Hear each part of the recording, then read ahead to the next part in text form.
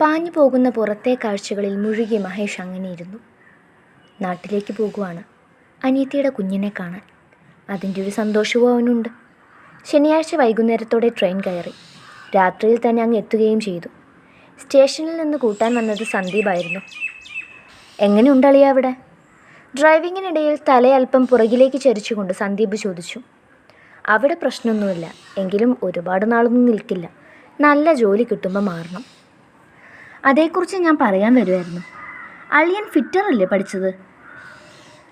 സന്ദീപ് പണ്ടെന്നോ പറഞ്ഞൊരു ഓർമ്മയിൽ ഉറപ്പ് വരുത്താനെന്നോണം ചോദിച്ചു. അതെ, ഇവിടെ വലിയ സ്കോപ്പൊന്നുമില്ല. ഞാനേ എൻ്റെ ഒരു ഫ്രണ്ടിനോട് പറഞ്ഞിട്ടുണ്ട്. അവൻ അബ്രോഡാണ്, ശരിയാക്കാമെന്നാണ് പറഞ്ഞത്. പ്രതീക്ഷിക്കാം, ഉറപ്പ് തന്നിട്ടുണ്ട്. മഹേഷിൻ്റെ ഉള്ളൊന്ന് തെളിഞ്ഞു. നാട്ടിൽ നിൽക്കുന്നത് കൊണ്ടാകില്ല, ഒരു കുടുംബം മുഴുവൻ തൻ്റെ ചുമലിലാണ്. ഉടനെ മീനുവിൻ്റെയും കല്യാണം ഒരു കുറവും ഇല്ലാണ്ട് നടത്തണം. അതുപോലെ എന്നെ വിശ്വസിച്ച് സ്നേഹിക്കുന്നൊരു പെണ്ണുണ്ട്. ഒരിക്കൽ പോലും അതിന് കുറവ് വരരുത്. അധികമില്ലെങ്കിലും അവളുടെ ആവശ്യങ്ങളെങ്കിലും നിറവേറ്റി കൊടുക്കാൻ കഴിയണം. മഹേഷിൻ്റെ ഉള്ളിലിരുന്ന് ആ പെണ്ണിൻ്റെ കുഞ്ഞുമുഖം ചിരിച്ചു. നാട്ടുനടപ്പ് പോലെ പ്രസവം കഴിഞ്ഞ് പെണ്ണിൻ്റെ വീട്ടിലേക്ക് തന്നെയാണ് വന്നത്. സുഖപ്രസവമായതുകൊണ്ട് വേറെ ബുദ്ധിമുട്ടൊന്നുമില്ലായിരുന്നു. ഉള്ളിൽ നിറഞ്ഞ സന്തോഷത്തോടെ മഹേഷ് മുറിയിലേക്ക് കടന്നു. കുഞ്ഞ് ബെഡിൽ സുഖമായി കിടന്നുറങ്ങുന്നു. കുഞ്ഞൊരു മാലാഖക്കുട്ടി. മഹേഷ് അടുത്തേക്ക് ചെന്നിരുന്ന് ആ കുഞ്ഞുമുഖം കണ്ണിറച്ച് കണ്ടു. ഇനി നിൻ്റെ കൂടി കുഞ്ഞിനെ കണ്ടിട്ട് വേണം കണ്ണടയ്ക്കാൻ. കുഞ്ഞുടുപ്പ് മടക്കി വയ്ക്കുന്ന കൂട്ടത്തിൽ ആ അമ്മ പറഞ്ഞതും എല്ലാവരും മഹേഷിനെ ഒന്ന് നോക്കി. അവരെ ഒന്ന് ഇരുത്തി നോക്കിയിട്ട് മഹേഷ് കുഞ്ഞിനെ പതിയെ കയ്യിലേക്കെടുത്ത് കൊഞ്ചിച്ചു. 2 ദിവസം കാണുമോ നീ? കഴിക്കാൻ എടുത്തു വയ്ക്കുന്ന കൂട്ടത്തിൽ അമ്മ വീണ്ടും ചോദിച്ചു. നാളെ വൈകുന്നേരം പോകണം. അവസാന വറ്റും വായിലേക്ക് വെച്ചുകൊണ്ട് മഹേഷ് കൈ കഴുകാനിറങ്ങി. നോട്ട്സ് കംപ്ലീറ്റ് ആക്കിക്കൊണ്ടിരിക്കുന്ന നേരത്താണ് ഫോണിൽ 1-2 നോട്ടിഫിക്കേഷൻസ് അടുപ്പിച്ച് വന്നത്. മഹേഷ് ഏട്ടൻ പോയിട്ട് ഇതുവരെയും വിളിച്ചിട്ടില്ല. ഇടയ്ക്ക് ഒരു പ്രാവശ്യം ട്രെയിനിൽ ഇരുന്നപ്പോൾ മാത്രം ഒന്ന് മെസ്സേജ് ഇട്ടു. ലാസ്റ്റ് എത്തിയോ എന്ന് ചോദിച്ചൊരു മെസ്സേജ് കൂടി ഇട്ടു. എന്നിട്ടും ഇതുവരെയും റിപ്ലൈ തന്നില്ല. മഹേഷ് ഏട്ടൻ ആകണേ എന്നൊരു പ്രതീക്ഷയോടെയാണ് ഫോൺ എടുത്ത് നോക്കിയത്. അതേ ചാറ്റിൽ നിന്ന് 4 മെസ്സേജ് കിടപ്പുണ്ട്. പെട്ടെന്ന് തന്നെ ഓപ്പൺ ചെയ്തു നോക്കി. കണ്ണൊന്ന് തിളങ്ങി. കുഞ്ഞിൻ്റെ ഒരു ഫോട്ടോ അയച്ചിട്ടുണ്ട്. റോസ് നിറത്തിലുള്ളൊരു പൂച്ചക്കുഞ്ഞ്. കയ്യിലെടുക്കാൻ തോന്നി. പിന്നെ എത്തിയെന്നും റിപ്ലൈ തന്നു. കഴിച്ചോ എന്ന് ചോദിച്ചു. കഴിച്ചു. ടൈപ്പ് ചെയ്തയച്ചു. എന്ത് ചെയ്യുന്നു? നോട്ട് എഴുതുന്നു. മഹേഷ് ഏട്ടനോ? കിടന്നു, ക്ഷീണമുണ്ട്. പഠിച്ചിട്ട് കിടന്നോളൂ, ഗുഡ് നൈറ്റ്. കുറച്ച് മാത്രം നീണ്ട ഒരു ചാറ്റ്. ബുദ്ധിമുട്ടിക്കാൻ തോന്നിയില്ല, അത്രയും വിഷമമുണ്ടായിട്ടു. അല്ലെങ്കിൽ എപ്പോഴും പറയും സാഹചര്യം അനുസരിച്ച് പെരുമാറണം, കാര്യങ്ങൾ മനസ്സിലാക്കണം എന്നൊക്കെ. ക്ഷീണമുണ്ടെന്ന് പറഞ്ഞ സ്ഥിതിക്ക് വീണ്ടും കൊഞ്ചിക്കൊണ്ട് ചെന്നാൽ മഹേഷ് ഏട്ടന് ഇഷ്ടമാവില്ല എന്നൊരു തോന്നൽ. അതുകൊണ്ട് തന്നെ പിന്നീടൊന്നും മിണ്ടാൻ നിന്നില്ല. ഗുഡ് നൈറ്റ് എന്ന് റിപ്ലൈ കൊടുത്ത് ഫോൺ മാറ്റിവെച്ചു. ദിവസങ്ങൾ പിന്നെയും കടന്നു. ആഴ്ചകളായും മാസങ്ങളായും അങ്ങനെ. 1 വർഷം പൂർത്തിയായി. 3ാം സെമ്മ് തുടങ്ങുന്നതിന് മുന്നേയുള്ള വെക്കേഷന് നാട്ടിൽ പോയി. മഹേഷ് ഏട്ടൻ കൂടെ ഇല്ലായിരുന്നു. പിണക്കവും ഇണക്കവുമായി ഞങ്ങളുടെ പ്രണയം ഒരുപാട് വളർന്നു. മഹേഷ് ഏട്ടനെ മനസ്സിലാക്കി അടുത്തറിഞ്ഞ് പ്രണയിച്ചു കൊണ്ടിരുന്നു. മഹേഷ് ഏട്ടനിലൂടെ മാത്രം അറിഞ്ഞ കുടുംബത്തെ നെഞ്ചോട് ചേർത്ത് പിടിച്ചു. ആളിപ്പോഴും അവിടുത്തെ ഡ്രൈവർ തന്നെയാണ്. പുറത്തു പോകാൻ നോക്കുന്നുണ്ടെങ്കിലും ഒന്നും ശരിയാകുന്നില്ല. മഹേഷ് ഏട്ടന് അതിൻ്റെ വിഷമമുണ്ട്. ആ നേരങ്ങളിൽ അത്രയും സമാധാനിപ്പിക്കാൻ ഞാൻ ശ്രമിക്കാറുണ്ടെങ്കിലും മഹേഷ് ഏട്ടൻ നാട്ടിൽ നിന്ന് പോകുന്നതിനോട് എനിക്ക് തീരെ യോജിപ്പില്ല. പോയി കഴിഞ്ഞാൽ എന്നെ മറന്നു പോകുമോ എന്നുള്ള പേടി. ഇതാകുമ്പോൾ എൻ്റെ കൺമുന്നിൽ തന്നെ ഉണ്ടല്ലോ. ദർശന ചേച്ചിയുടെ കല്യാണം പറഞ്ഞിരുന്ന ടൈമിൽ നടന്നില്ല. ആ ചേട്ടൻ്റെ വീട്ടിലൊരു മരണം. അത് കാരണം പിന്നെയും നീട്ടി. 4 മാസം കഴിഞ്ഞു കാണും. ചന്തുവേട്ടനും വിവാഹം നോക്കി തുടങ്ങിയെന്ന് അമ്മ വിളിച്ചപ്പോൾ അറിഞ്ഞു. ഇപ്പോഴാണ് ഏട്ടൻ്റെ സമയം. നല്ലൊന്ന് ഒത്തുവന്നാൽ ഉറപ്പിച്ചു വെക്കാമെന്നായി. അങ്ങനെ ദിവസങ്ങൾ മാറ്റങ്ങളോടെ കടന്നു പോയിക്കൊണ്ടിരുന്നു. ഇന്ന് അമ്മുവിൻ്റെ 20th ബർത്ത്ഡേ ആണ്. വലുതായിട്ടൊന്നുമില്ല. ഈവനിങ് കേക്ക് കട്ട് ചെയ്യും, ആൻറ്റി ബിരിയാണി ഉണ്ടാക്കും, അത്ര തന്നെ. ഞങ്ങൾക്ക് 2നും ഇന്ന് ക്ലാസ്സും ഉണ്ട്. അതുകൊണ്ട് രാവിലെ ഒന്ന് ക്ഷേത്രത്തിൽ പോയി വന്നതേ ഉള്ളൂ. പിന്നീട് നേരെ കോളേജിലേക്കും. ക്ലാസ് കഴിഞ്ഞ് വീട്ടിൽ ചെല്ലുമ്പോൾ ആൻറ്റിയും അമ്മുവും മാത്രമേ ഉണ്ടായിരുന്നുള്ളൂ. അങ്കിളും മഹേഷ് ഏട്ടനും എത്തിയിട്ടില്ലായിരുന്നു. പെട്ടെന്ന് പോയി ഫ്രഷ് ആയിട്ട് വന്നു.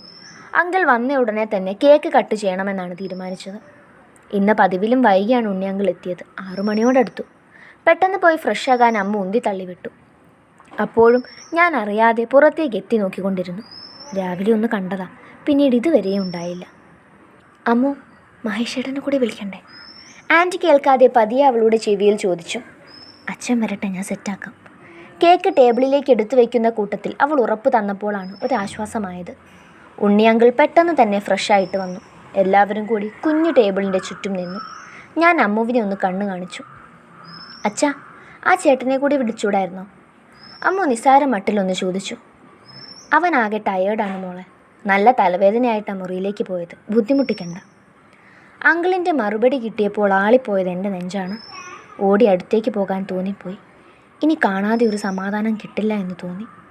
ആർക്കു വേണ്ടിയും കാത്തില്ല. പെട്ടെന്ന് തന്നെ കേക്ക് കട്ട് ചെയ്തു. അമ്മു എല്ലാവർക്കും വായിൽ വെച്ച് തന്നു. ഞങ്ങൾ തിരികെ. മഹേഷിനുള്ള കേക്കും ബിരിയാണിയും കൂടി നിങ്ങൾ രണ്ടും കൂടി ഒന്ന് കൊണ്ടുപോയി കൊടുക്ക്. പാത്രത്തിലേക്ക് എടുത്തു വയ്ക്കുന്ന കൂട്ടത്തിൽ ആൻറ്റി പറഞ്ഞു. അതൊരാശ്വാസമായി. ഞാൻ വരുന്നില്ല, നീ തനിയെ ചെല്ല്. പുള്ളിക്ക് തലവേദനയല്ലേ, ചെന്ന് മസാജ് ചെയ്ത് കൊടുക്കുക. അമ്മു എൻ്റെ ചെവിയോരം അടക്കം പറഞ്ഞതും ഞാൻ നാണത്തോടൊന്ന് ചിരിച്ചു. ഹലോ, പറയ് എന്ന് പറഞ്ഞ് ആൻറ്റിക്ക് മുന്നിൽ ഇല്ലാത്ത കോൾ അഭിനയിച്ചുകൊണ്ട് അമ്മ ഒന്ന് കണ്ണിറുക്കി കാണിച്ചുകൊണ്ട് മുകളിലേക്ക് പോയി. ഇതാ കൊടുത്തേക്ക്. ആൻറ്റി ഒരു ബൗൾ ബിരിയാണിയും കേക്കും കൂടി എൻ്റെ കയ്യിലേക്ക് വെച്ചു തന്നതിനോടൊപ്പം പുരികം ചുളിച്ചു നോക്കി. ആ പെണ്ണെന്തിയ മോളെ? അവൾക്കെന്തോ കോള് വന്നു, ഞാൻ കൊടുത്തേക്കാം ആൻറ്റി. ഒന്ന് ചിരിച്ചുകൊണ്ട് ഞാൻ മഹേഷേട്ടൻ്റെ അടുത്തേക്ക് നടന്നു. ഡോർ അടച്ചേക്കുമായിരുന്നു. കോളിംഗ് ബെൽ അമർത്തി കുറച്ച് കഴിഞ്ഞപ്പോൾ തന്നെ മഹേഷേട്ടൻ ഡോറ് തുറന്നു തന്നു. കഴിക്കാനുള്ള ഫുഡാണ്. ഇന്ന് അമ്മുൻ്റെ ബർത്ത്ഡേ ആയിരുന്നു. കയ്യിലെ പാത്രം കുറച്ച് ഉയർത്തി കാണിച്ചിട്ട് ഞാൻ അകത്തേക്ക് ചെന്ന് പാത്രം ടേബിളിൽ വെച്ചു. എനിക്ക് പുറകെ തന്നെ മഹേഷേട്ടനും കയറി വന്നു. എന്നെ തന്നെ നോക്കി ചെയറിലേക്കിരുന്നു. ചുണ്ടിലൊരു തരം മയക്കുന്ന ചിരിയുമുണ്ട്. ദേഹമൊന്ന് വിറച്ചുപോയി. തല ഉയർത്തി നോക്കാൻ പോലും പറ്റാതെയായിപ്പോയി. മഹേഷേട്ടനെ ഹെഡേക്കാണെന്ന് അങ്കിള് പറഞ്ഞു. എങ്ങനെയൊക്കെയോ വിക്കി വിക്കി ചോദിച്ചു. മഹേഷേട്ടൻ ഇപ്പോഴും അതേ ചിരിയാണ്. എൻ്റെ വെപ്രാളം കണ്ടിട്ടാണെന്ന് തോന്നുന്നു. ചോദ്യം കേട്ടിട്ട് ഒന്നും മിണ്ടിയില്ല. പതിയെ അടുത്തേക്ക് ചെന്ന് ചെന്നിയിലൊന്ന് തൊട്ടു നോക്കി. നെറ്റിയിലൊക്കെ ഒന്ന് കൈവച്ച് തൊട്ടു. മഹേഷേട്ടൻ കണ്ണുകൾ അടച്ചു. എനിക്ക് ആ മടിയിലേക്ക് കയറിയിരിക്കാനാണ് ആ നേരം തോന്നിയത്. കുടിനീരിറക്കുന്നതിനോടൊപ്പം ഉയർന്നു താഴുന്ന ആ ആദംസ് ആപ്പിളിലേക്ക് ഞാൻ നോക്കിപ്പോയി. നല്ല വേദനയുണ്ടോ മഹേഷേട്ടാ? അടുത്തേക്ക് ചേർന്ന് നിന്ന് വീണ്ടും ചോദിച്ചു. മുഖത്തേക്ക് നോക്കി അതെന്ന പോലെ തല ചലിപ്പിച്ചു. ഹോസ്പിറ്റലിൽ പോണോ? ഞാനും ആ മുഖത്തേക്ക് തന്നെ ഉറ്റുനോക്കി. മഹേഷേട്ടൻ കീഴ്ച്ചുണ്ട് മാത്രം അകത്തേക്ക് കടിച്ചു പിടിച്ചുകൊണ്ട് വീണ്ടും എന്നിലേക്ക് തന്നെ നോട്ടം കൊടുത്തു. പറയ്, പോണോ? വേണ്ട കൊച്ചേ, ഞാൻ ടാബ്ലറ്റ് കഴിച്ചു, മാറിക്കോളും. പനി ആയാലോ? അങ്ങനെയൊന്നും ആവില്ല. ചെല്ല്, അവിടെ അന്വേഷിക്കും. മഹേഷേട്ടൻ ഇരിപ്പിടത്തിൽ നിന്നും എഴുന്നേറ്റു. എൻ്റെ ചുണ്ടിഞ്ഞോണ്ടി നേരം കൊണ്ട് ചുളുങ്ങി.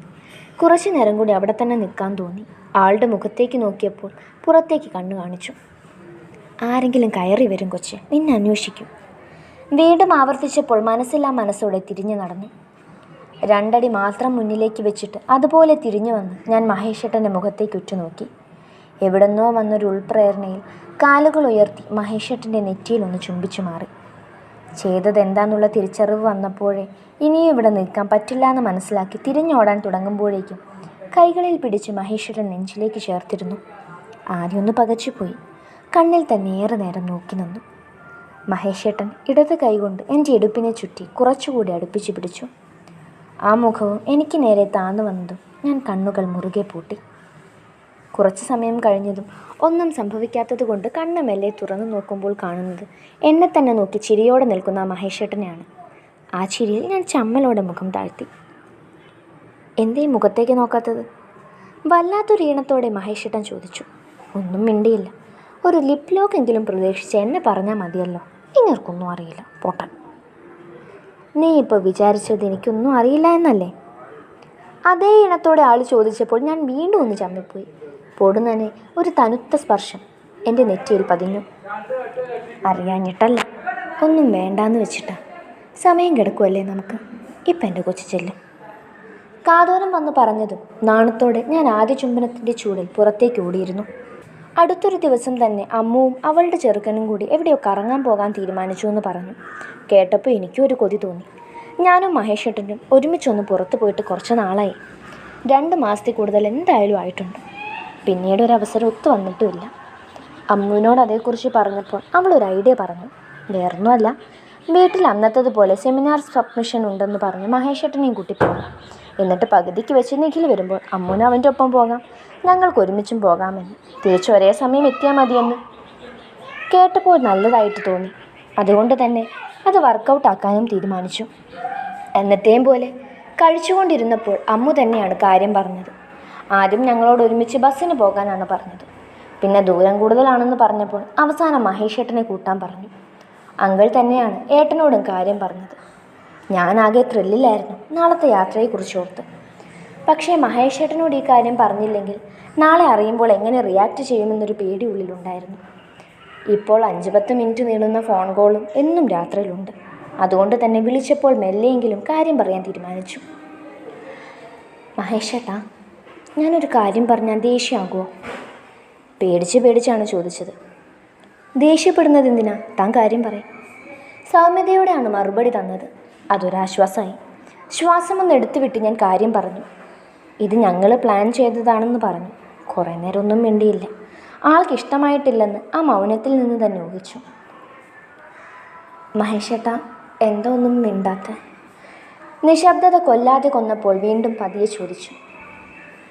ചിന്മയ്ക്ക് ഞാൻ പറയുന്നത് അക്സെപ്റ്റ് ചെയ്യാനോ അനുസരിക്കാനോ കഴിയുന്നില്ല എന്നാണ് മുന്നോട്ട് പോകണ്ട. മഹേഷേട്ടൻ എന്തൊക്കെയായി പറയുന്നത്? അതിന് മാത്രം എന്തോ ഉണ്ടായത്? പിന്നെ ഞാൻ എന്താ പറയേണ്ടത്? എന്നോട് ചോദിക്കാതെ നിങ്ങൾ എന്തിന് ഇങ്ങനെയൊക്കെ പ്ലാൻ ഇട്ടത്? ഇതൊക്കെ റിസ്ക്കാണ് ചിന്മയ. അതിന് നമ്മൾ മാത്രമല്ലല്ലോ മഹേഷേട്ടാ, അമ്മുവിൻ്റെ ലവറും കൂടി ഉണ്ടല്ലോ. ആ, എങ്കിൽ പിന്നെ എനിക്ക് തീരെ താല്പര്യമില്ല. നിങ്ങളെയും കൊണ്ട് ഞാനിങ്ങനെ കറങ്ങാൻ നടക്കുവാണെന്നൊക്കെ അറിഞ്ഞാൽ ഞാൻ അവരോട് ചെയ്യുന്ന ചതിയല്ലേ? നിങ്ങളുടെ കൂത്തിനൊത്തു തുള്ളാൻ എനിക്ക് പ്രായം 20 അല്ല ചിന്മയ. ഇക്കുറി മഹേഷേട്ടൻ്റെ ശബ്ദം പിന്നെയും കടുത്തു. അതുപോലെ എനിക്കും ദേഷ്യം വന്നു. ഇങ്ങനെയൊക്കെ ചിന്തിച്ചാൽ നമ്മുടെ കാര്യം കഷ്ടത്തിലാകും മഹേഷേട്ടാ. നാളെ ഒരുമിച്ച് ജീവിക്കേണ്ടവരാണ് നമ്മൾ. എന്തായാലും ഒരു ദിവസം എല്ലാവരും അറിയും. ആ ബോധത്തോടെ തന്നെയല്ലേ പ്രേമിച്ചു തുടങ്ങിയേ? മഹേഷേട്ടൻ എന്തേലും കാണിക്കുക. ഇനി ഒരു കാര്യവും ഞാൻ ആവശ്യപ്പെടില്ല. വിട്ടുകൊടുക്കാൻ എനിക്കും തോന്നിയില്ല. തറപ്പിച്ച് പറഞ്ഞുകൊണ്ട് ഫോൺ കട്ട് ചെയ്തു. ഏറെ നേരം കഴിഞ്ഞപ്പോൾ മഹേഷേട്ടൻ തന്നെ ഇങ്ങോട്ട് വിളിച്ചു. പോകാമെന്ന് സമ്മതം അറിയിച്ചു. എങ്കിലും ആ മുഖം തെളിഞ്ഞിട്ടില്ല എന്ന് നേരിൽ കണ്ടില്ലെങ്കിൽ പോലും എനിക്ക് മനസ്സിലായി. പിറ്റേന്ന് തന്നെ ഞങ്ങൾ പോയി. നേരത്തെ പറഞ്ഞതുപോലെ ചങ്ങനാശ്ശേരി എത്തിയപ്പോൾ നിഖിൽ വന്നു അമ്മൂനെയും കൂട്ടിക്കൊണ്ടുപോയി. ഞാനും മഹേഷേട്ടനും മറ്റൊരിടത്തേക്കും. ആദ്യമൊന്നും സംസാരിച്ചില്ലെങ്കിലും പതിയെ ആളൊന്ന് തണുത്തു വന്നു. നന്നായി എൻജോയ് ചെയ്തൊരു യാത്രയായിരുന്നു അത്. അതേ സന്തോഷത്തോടെ തന്നെയാണ് തിരികെ വീട്ടിൽ വന്നത്. രാമചന്ദ്രനോട് എനിക്കൊരു കാര്യം പറയാനുണ്ടായിരുന്നു. സഹപ്രവർത്തകൻ കഴിക്കുന്നതിനിടയ്ക്ക് രാമചന്ദ്രനെ നോക്കി പറഞ്ഞു. എന്താന്നുള്ള ഭാവത്തിൽ അയാൾ മുഖത്തേക്ക് നോക്കി. വേറൊന്നും അല്ലടോ, കഴിഞ്ഞ ദിവസം തൻ്റെ ഡ്രൈവറില്ലേ മഹേഷ്, അയാളെയും തൻ്റെ സിസ്റ്ററിൻ്റെ മകളെയും കൂടി ഞാൻ നമ്മുടെ ഗാന്ധി പാർക്കിൽ വെച്ച് കണ്ടിരുന്നു. ദൂരെ നിന്ന് കണ്ടപ്പോൾ തന്നെ ഒരു സംശയം തോന്നിയിരുന്നു. അനൂപ് കഴിഞ്ഞ ദിവസം കാര്യം ഓർത്തുകൊണ്ട് പറഞ്ഞു. രാമചന്ദ്രൻ്റെ പുരികം ചുളിഞ്ഞു. അവരെയോ? ഒന്നിച്ചോ? ഹേയ്, തനിക്ക് തോന്നിയതാകും. മഹേഷിനെ കണ്ട എനിക്കറിയില്ലേ? ഉറപ്പോടെ ഒരിക്കൽ കൂടി അയാൾ ചോദിച്ചപ്പോൾ രാമചന്ദ്രൻ നിശബ്ദതയോടെ ഇരുന്നൊന്ന് ആലോചിച്ചു. കഴിഞ്ഞ ദിവസം മോൾക്കൊരു സെമിനാർ പ്രസൻറ്റേഷൻ ഉണ്ടായിരുന്നു. അവരൊന്നിച്ചാണ് പോയത്. ആ കൂട്ടത്തിൽ 3 പേരും കൂടി ഒന്നിച്ച് കയറിയതാകും. രാമചന്ദ്രൻ നിസ്സാരമട്ടിൽ അത് തള്ളിക്കളയാൻ നോക്കി. എന്തായാലും താനൊന്ന് അന്വേഷിച്ച് നോക്ക്. വാഷിംഗ് ഏരിയയിലേക്ക് പോകുന്നതിനോടൊപ്പം അനൂപ് ഒരിക്കൽ കൂടി അയാളോട് പറഞ്ഞു. രാമചന്ദ്രൻ വീട്ടിലേക്ക് എത്തുന്നത് വരെയും അതേക്കുറിച്ച് തന്നെയായിരുന്നു ആലോചിച്ചിരുന്നത്. കാറിലിരിക്കുമ്പോഴും അയാൾ ഇടയ്ക്കിടെ മഹേഷിനെ നോക്കിക്കൊണ്ടിരുന്നു. എങ്കിലും ഒന്നും ചോദിക്കാൻ മുതിർന്നില്ല. താൻ നേരിൽ കണ്ടിട്ടുമില്ല, തെളിവുമില്ല. അതുകൊണ്ട് സത്യം അറിഞ്ഞിട്ട് മതി ചോദ്യങ്ങളൊക്കെ എന്ന് അയാൾ ഓർത്തു. എന്താ നിങ്ങളിങ്ങനെ ആലോചിക്കുന്നത്? ശിവജ ഗ്ലാസ്സിൽ പകർന്നെടുത്ത ചായ കയ്യിലേക്ക് കൊടുക്കുന്നതിനോടൊപ്പം അദ്ദേഹത്തിൻ്റെ മുഖത്തേക്ക് നോക്കി. പിള്ളേരൊക്കെ അകത്താണോ? സ്റ്റെയറിലേക്ക് ശ്രദ്ധിച്ചുകൊണ്ട് അദ്ദേഹം ശിവജിയോട് തിരക്കി. അതെ, നിങ്ങളെന്താ ചോദിച്ചേ? വേറൊന്നും അല്ലടോ, ഞാനിന്നൊരു കാര്യം അറിഞ്ഞു. എൻ്റെ കൊളീക്കില്ലേ അനൂപ്, അയാൾ പറഞ്ഞതാ. എന്താ കാര്യം? നിങ്ങൾ തെളിയിച്ചു പറ. അവർക്കും അറിയാനുള്ള വ്യഗ്രതയേറി. കഴിഞ്ഞ ദിവസം ചിപ്പയെ മഹേഷിനെ ഒരുമിച്ച് അയാൾ പാർക്കിൽ വെച്ച് കണ്ടെന്ന്. പാർക്കിലോ? അതെ, അയാൾ ഉറപ്പിച്ചു പറഞ്ഞു. അവരെന്തിനാ പാർക്ക് പോണത്? മനസ്സിലാകാത്തതുപോലെ ശിവജ വീണ്ടും രാമചന്ദ്രൻ്റെ മുഖത്തേക്ക് തന്നെ ഉറ്റുനോക്കി. എന്തിനു പോയി ഏതിനു പോയി എന്നുള്ളത് അവർക്കല്ലേ അറിയൂ. ചിപ്പിയോട് നിങ്ങളെങ്കിൽ അതേക്കുറിച്ച് ചോദിക്കുക. ഏയ്, അത് വേണ്ട. എടുത്തടിച്ച് ഇപ്പോൾ ഒന്നും ചോദിക്കാൻ പോകണ്ട. ഇതുള്ളതാണോ ഇല്ലയോ എന്ന് നമുക്കറിയില്ലല്ലോ. ഓരോന്ന് ചോദിച്ച് കുട്ടിയുടെ മനസ്സ് വിഷമിപ്പിക്കണ്ട. നമുക്കവരൊന്ന് ശ്രദ്ധിക്കാം. തൻ്റെ കണ്ണ് എപ്പോഴും ചിപ്പിയിലുണ്ടായിരിക്കണം. അവരോടൊന്ന് പറഞ്ഞുകൊണ്ട് അയാൾ ചായക്കപ്പ് കയ്യിലേക്ക് കൊടുത്തുകൊണ്ട് ഇരിപ്പിടത്തിൽ നിന്ന് എഴുന്നേറ്റു. ചിന്മയ എന്തി അമ്മു? ഹാളിൽ ടി വി കണ്ടുകൊണ്ടിരിക്കുന്ന അമ്മുവിനടുത്തേക്ക് ശിവജ ചെന്നിരുന്നു. അവൾ മുഖം ചരിച്ച് അവരെ ഒന്ന് നോക്കി ചിരിച്ചു. അവളുടെ ഫ്രണ്ട് ആരോ വിളിക്കുക, അവൾ ഫോണിൽ സംസാരിക്കുക. അമ്മ ഉത്തരം കൊടുത്തിട്ട് വീണ്ടും ചാനൽ മാറ്റി. ചിന്മയ്ക്ക് ഇവിടെ ആരെങ്കിലും ആയിട്ട് എന്തെങ്കിലും അടുപ്പമുണ്ടോ?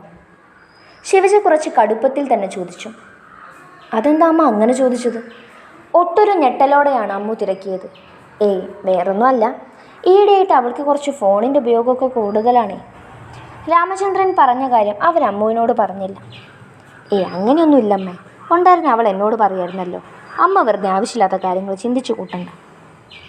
എങ്ങനെയൊക്കെയോ പറഞ്ഞൊപ്പിച്ച് അമ്മ പതിയെ മുറിയിലേക്ക് വലിഞ്ഞു. ചെന്നുടനെ ചിപ്പിയെ പിടിച്ചു വലിച്ചുകൊണ്ട് അമ്മ ചോദിച്ച കാര്യം അവളോട് പറഞ്ഞു. നീ ഇനി കുറച്ച് ശ്രദ്ധിക്കണം, അമ്മയ്ക്ക് എന്തൊക്കെ ഡൗട്ട് തോന്നി തുടങ്ങിയിട്ടുണ്ട്. എനിക്ക് പേടിയാവുന്നു, ആൻറ്റി വല്ലതും അറിഞ്ഞിട്ടുണ്ടാകുമോ? ചിപ്പി ഒന്ന് വിറച്ചു പോയി. അതൊന്നും കാണില്ല. എങ്കിൽ ഇങ്ങനെ ആയിരിക്കില്ല റിയാക്ട് ചെയ്യുന്നത്. നീ മഹേഷേട്ടനോട് കൂടി പറഞ്ഞേക്ക്. ഇല്ലടി, എനിക്ക് പേടിയാണ്. മഹേഷേട്ടൻ അറിഞ്ഞാൽ എന്നെ കുറേ കൂടി വഴക്ക് പറയും. പിന്നെ ഫോൺ കോൾ പോലും വേണ്ടെന്ന് വയ്ക്കും. അല്ലെങ്കിൽ തന്നെ എപ്പോഴും വിളിക്കരുത് എന്നാണ് പറഞ്ഞിരിക്കുന്നത്. ഞാൻ ശ്രദ്ധിച്ചോളാം ഇനി മുതൽ. പേടി കൊണ്ട് ചിപ്പി ഒന്ന് തളർന്ന പോലെ ആയിപ്പോയി. അറിഞ്ഞു കഴിഞ്ഞാൽ ഉണ്ടാകുന്ന കാര്യങ്ങൾ ഓർത്ത് ഇപ്പോഴേ സമാധാനം പോയി. ഉണ്ടായിരുന്ന ധൈര്യമൊക്കെ എവിടെയോ പോയി മറിഞ്ഞു. ചിന്മയ്ക്കന്ന് ഉറങ്ങാനായില്ല. ആൻറ്റി എന്തുകൊണ്ടാണ് അങ്ങനെ ചോദിച്ചിട്ടുണ്ടാകുക എന്ന ചോദ്യം അവളെ വീർപ്പ് മുട്ടിച്ചുകൊണ്ടിരുന്നു.